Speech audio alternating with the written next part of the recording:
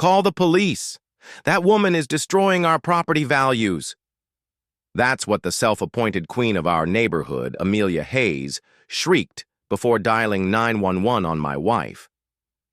My wife's crime? The unforgivable act of planting wildflowers in her own front yard. It was 7 a.m. on a Tuesday in early May. The Colorado air was crisp, carrying the clean scent of morning rain and possibility.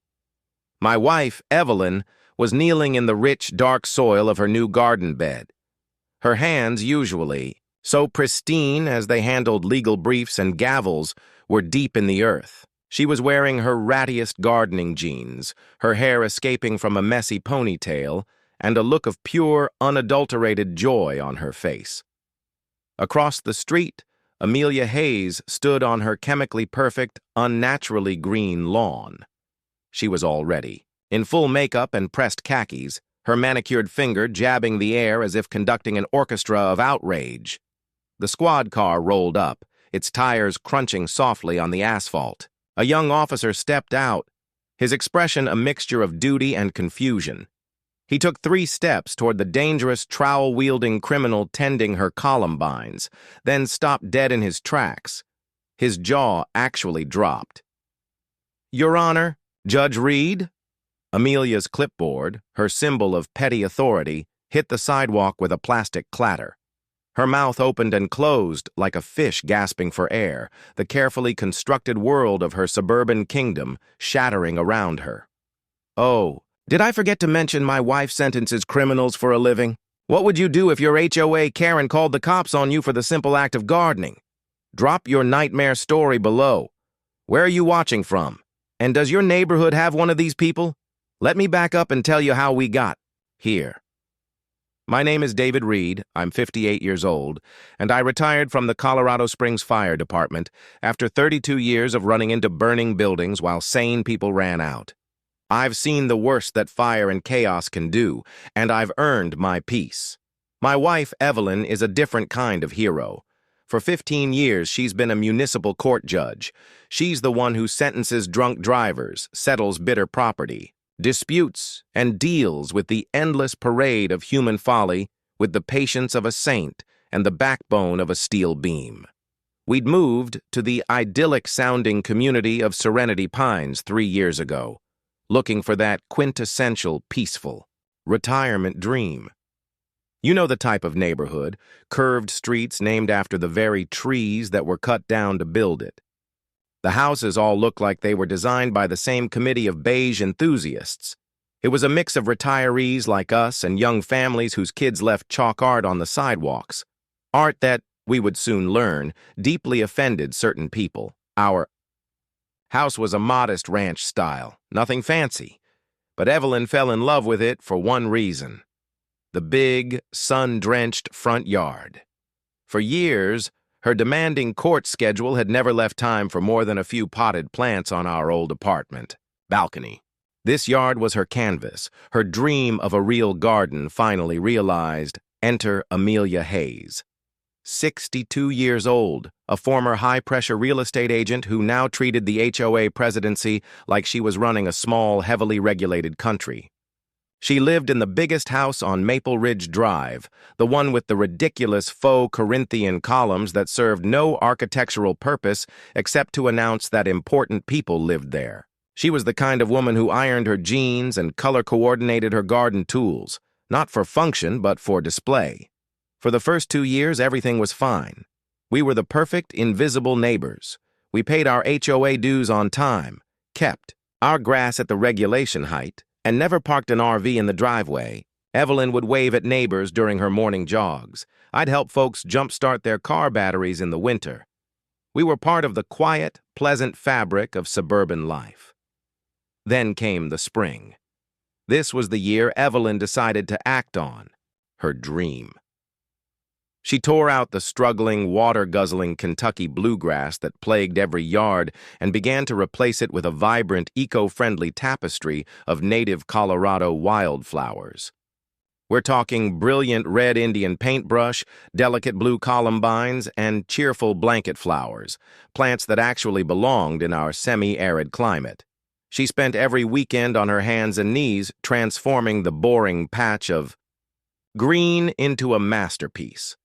The sweet, calming scent of her new lavender borders mixed with the rich smell of freshly turned earth. It was a scent of life, of creation. That's when Amelia struck. I was in the kitchen drinking my morning coffee and savoring that first bitter sip while watching Evelyn deadhead some spent blooms. I heard the sharp, aggressive click, click, click of high heels on our sidewalk. At 7:30 a.m., there was Amelia marching up our walkway like she was serving a warrant. She wore pressed slacks and enough perfume to choke a horse. "This landscaping violates our community's standards," she announced, waving a piece of paper that looked like it had been printed on a 20-year-old inkjet. "I'm issuing a $200 fine for non-conforming vegetation." Evelyn stood up slowly, brushing the dark soil from her knees. In her calm, measured judge's voice, the one that could silence a courtroom, she asked, "Which specific covenant? Does this violate, Amelia?" Amelia's nostrils flared, a sign of her barely contained fury. "Section 12.4, of course. It clearly states all landscaping must maintain community aesthetic standards." "Actually," Evelyn said, her voice as patient as sunshine, "Section 12.4 only restricts dead or dying vegetation and requires the removal of noxious weeds. These are healthy, thriving native plants." Amelia's mask of civility slipped. "I know what I meant when we wrote these rules." And there it was, the admission. The moment we realized we weren't dealing with someone who had made an honest mistake.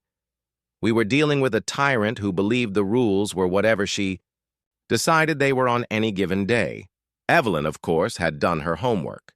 She'd spent 3 evenings poring over every page of the HOA covenants with the same meticulous attention she gives to complex legal briefs. The rules were clear. Maintain your grass, keep your yard free of debris, and remove dead plants.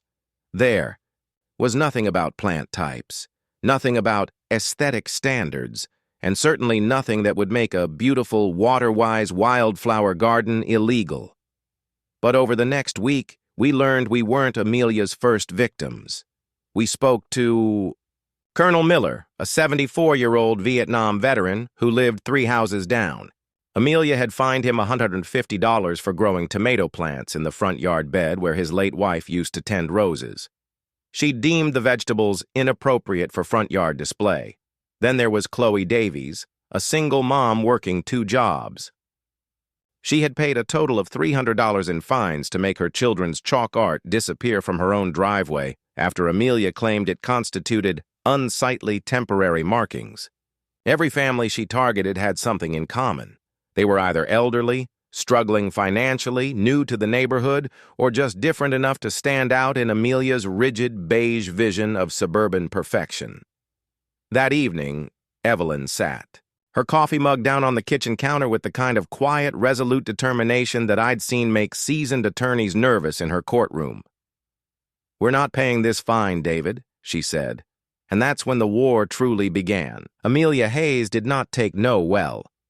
2 days after Evelyn politely but firmly refused to pay the fraudulent fine, a certified letter arrived. Our mailman, a friendly guy named Tom, actually apologized for delivering it. The return address was embossed with a gold seal because of course it was.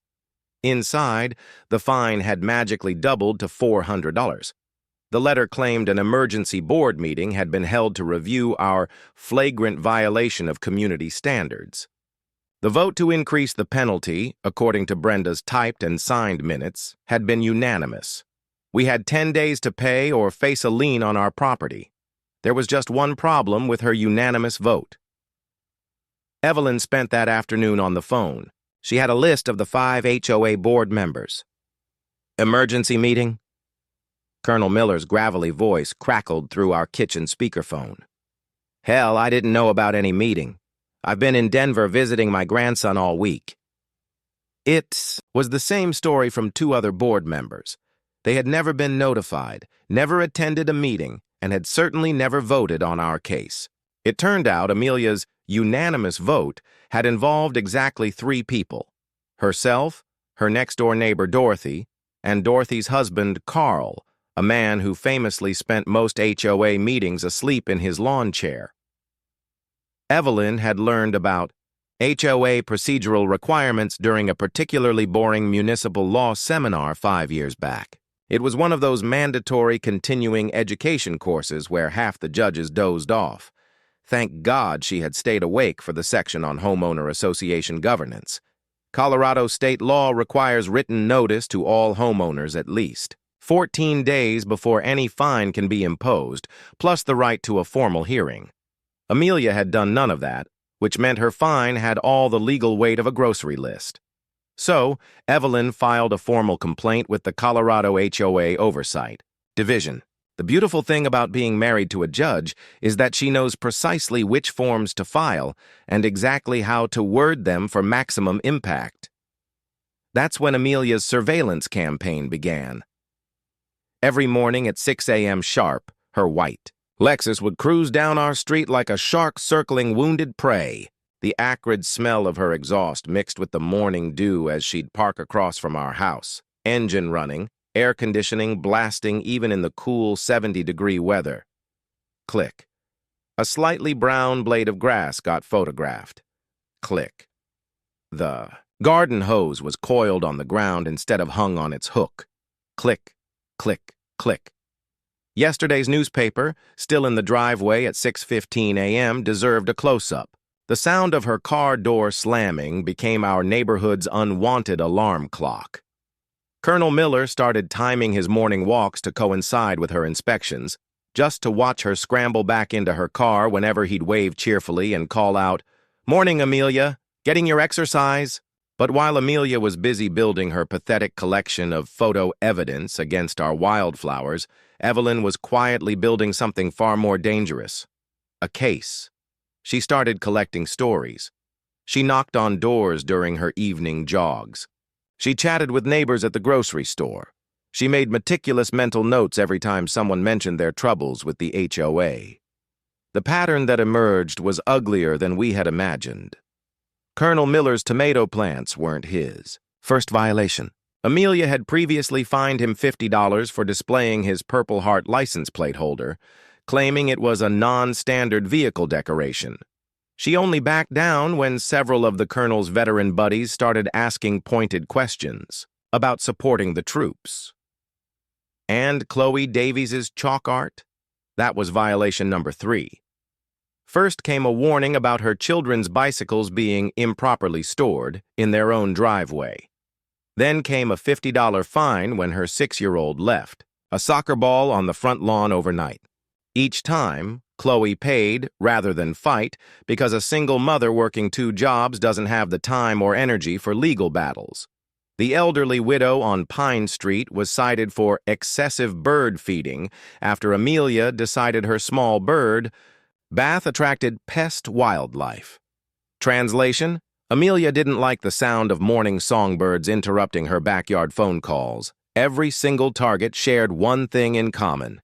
They were either vulnerable, different, or simply unwilling to genuflect before Queen Amelia's suburban throne. Then came the mini twist that changed everything. While organizing all this information one evening, Evelyn discovered something that made her coffee mug pause halfway to her lips. She cross-referenced the dates of Amelia's violation notices with the official HOA board meeting, minutes from the past 2 years. Every single fine had been issued during weeks when at least 3 of the 5 board members were out of town. Amelia wasn't just making up emergency meetings. She was specifically timing her harassment campaigns for when there was no one around to stop her. "David," Evelyn said that evening, her voice carrying the same quiet intensity I'd heard when she sentenced career criminals. "She's not just power-hungry, she's calculating. This is systematic, premeditated intimidation." The smell of fresh coffee and printer ink became permanent fixtures in our home office as Evelyn built her counterattack, one meticulously documented piece of evidence at a time. Every photograph Amelia took, every violation notice she issued, every arbitrary rule she invented was being logged by someone who understood the rules of evidence better than most attorneys. Evelyn was playing chess while Amelia was playing checkers. And Amelia had no idea she was about to lose her queen. A week after Evelyn filed her state complaint, Amelia pulled out what she thought was her nuclear option, the architectural review process. A certified letter arrived on a Tuesday, thick as a legal brief and twice as pretentious. Amelia was demanding that our wildflower garden undergo landscape modification approval through the HOA's Architectural Review Committee. According to her unique interpretation of the covenants, any change to existing vegetation patterns required advance permission from a 3-member panel. I'd learned about architectural review committees during my fire department days when we had to navigate HOA rules for emergency vehicle access. They're supposed to prevent your neighbor from painting their house neon pink or installing a 20-foot statue of Elvis in their front yard. They are not supposed to regulate what type of flowers you plant in dirt that has already been dirt for 15 years. But Amelia scheduled a hearing anyway. 48 hours notice. Community center basement. Bring all relevant documentation. Oh, and she was bringing an expert witness, some landscaping professional who would explain to us why native Colorado plants were somehow inappropriate. For Colorado soil, Evelyn hung up the phone after getting this news and smiled. It was not her warm, greeting the neighbors smile. It was her courtroom smile, the one that seasoned defense attorneys have learned to fear. "She wants a hearing, David," Evelyn said, opening our bedroom closet. "Let's give her a hearing." Thursday evening, 6:30 p.m. The community center. Basement smelled of 50 years of potluck dinners and budget meetings. A musty combination of old coffee, industrial carpet, and the faint tang of mildew that no amount of Febreze could ever truly conquer. Fluorescent lights buzzed overhead like dying insects, casting everything in that particular shade of institutional beige that makes you wonder if joy is even legal in municipal buildings. Amelia sat at a folding table with Dorothy and a semi-conscious Carl, looking as if she were chairing a corporate board meeting instead of discussing flower varieties. She had brought a briefcase to a garden hearing in a community center basement. Then Evelyn walked in. She was wearing her full judicial robes. I'm talking the whole ensemble, the heavy black robes, perfectly pressed, and her official name badge reading, "The Honorable Evelyn Reed, Municipal, Court Judge." Her hair was pulled back in the severe, no-nonsense bun she wore for sentencing hearings. She carried a leather briefcase that cost more than most people's monthly mortgage payment. The psychological warfare was immediate and devastating. Amelia's confident posture deflated like a punctured balloon. Dorothy started fidgeting with her reading glasses. Carl actually woke up for the first time in 3 years of HOA meetings and asked, "Is she arresting somebody?" "Good evening," Evelyn said in her official court voice, the one that makes public defenders stand up straighter. "I understand. We're here to discuss Colorado revised statutes regarding homeowner association authority over the cultivation of indigenous plant species." Then she opened her briefcase and began laying out documents. Not just any documents, a full legal brief, complete with case citations, precedent analysis, and glossy, high-resolution photographs of every single plant in our garden, labeled with their Latin names and accompanied by ecological impact studies. Amelia's expert witness turned out to be Roger Pembroke, her real estate business partner, a man who had probably never successfully identified a weed in his life. When Evelyn asked about his qualifications in landscape architecture, Roger mumbled something about 20 years in property management and understanding community standards. "Mr. Pembroke," Evelyn said, pulling out a botanical field guide. "Can you identify the difference between Aquilegia coerulea and Aquilegia chrysantha?" What now?" "The Colorado state flower versus its yellow cousin," Evelyn explained patiently. "Both are native columbines. Both are currently growing in my garden. Could you please tell the committee which one violates your community standards?" Roger looked like a deer caught in headlights that were attached to a freight train. "Well, I mean, it's not really about the specific plants." "Then what exactly are we reviewing?" But the real masterstroke came when Evelyn casually mentioned that she had spent the afternoon photographing Amelia's own backyard. It turned out our HOA president had some interesting landscaping choices that had somehow never required architectural review. "Mrs. Hayes," Evelyn said, her pen poised over a legal pad, "could you explain why your ornamental fence exceeds the 6-foot height restriction by 8 inches without requiring approval?" Amelia's face went through several interesting color changes. That's decorative screening. It's different.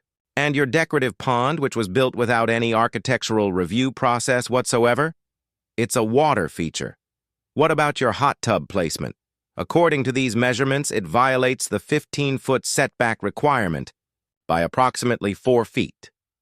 The scratch of Evelyn's pen as she took detailed notes was the loudest sound in that basement. Every word, every stumbled excuse, every contradiction was being recorded by someone who had spent 15 years listening to people lie under oath. Colonel Miller had shown up to support us, along with Chloe and 3 other neighbors who had been targeted by Amelia's violation spree. They sat on folding chairs like a jury, watching Amelia's authority crumble in real time. "This hearing is concluded," Amelia finally announced when Evelyn asked her to cite the specific covenant, language that required architectural review for native plants. But Evelyn wasn't done. "Actually, Mrs. Hayes, I have one more question. When, exactly, did this Architectural Review Committee receive its legal authority from the board to regulate indigenous vegetation?" Silence. The kind of silence that makes fluorescent lights sound like jet engines. Amelia had no answer. She had just been demolished in her own kangaroo court.